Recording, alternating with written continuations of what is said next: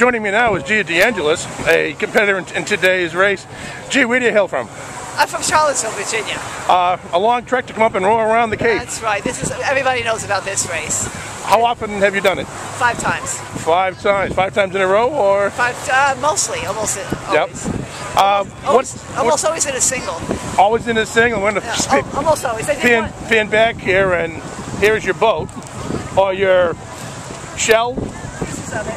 As it is, pieces of it. The oar implements are here on the left side. What is I put the outriggers on to help with the waves. Oh, okay. All right. Yeah, outriggers are helping you out there. Yeah.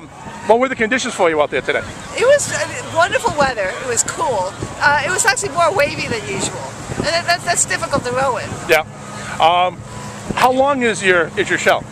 It's 21, I think, about 21 feet. Is that an average length for a single shell? Racing singles, yeah. Okay. And the boat weighs about 27 pounds without the outriggers. That's incredible, so it's easy to move around once you get ahead of steam. Yeah. For you, what's the attraction of coming to the Blackburn every year? I know a bunch of people here because I do well at it, and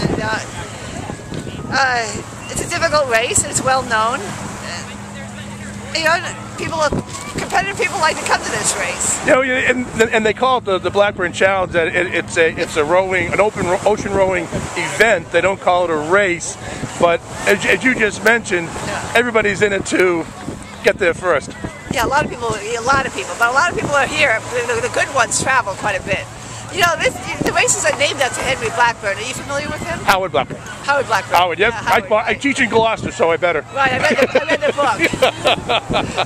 Yeah, it was. You know, it's. I think it'd be more of a challenge. They taped everybody's fingers together to their fists and had you row that way. Right, in the middle of the winter. In the middle of winter, yes. It's just as Howard had done it. Yeah. Yeah, he had his hands froze and he had to row several days like that. Yeah, it's an incredible story that Joe Garland wrote about.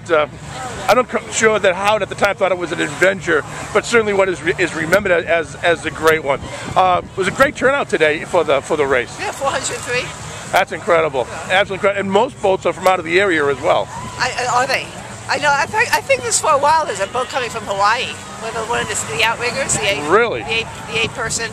And I know that there are a number of local rowers here that row in the same boat races and in the dory races during the St. Peter's Fiesta. I talked to several of those guys earlier, and it's about the camaraderie, it's about the spirit, it's about going out there and put the paddle in the... It's a lot of camaraderie. If I didn't know the people here, I probably wouldn't come up, but I probably know about 15 people that do this race.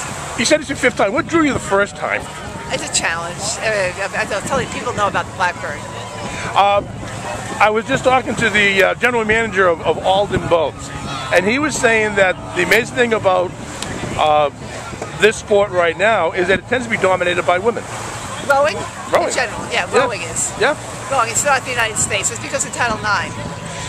You can put a lot of women in boats, and it keeps a men's football team in place. And that's a lot of it. Really? Yeah. You have to give equal. You have to have equal facilities. Right. Not equal costs. Right. But equal facilities. So rowing doesn't cost as much as putting football players out there. I mean, there's really something to do with that. You have to have equal numbers of slots. What drew you to the sport? Because I live in an area where there's a lot of rowing, and I was good at it. So I tend to persist in doing it because I was good at it. Now, do you prefer the calm waters of the rivers or the open ocean? I like open water. Yeah, for you, what's the challenge? It's difficult, and I'm good at it. You're good at it.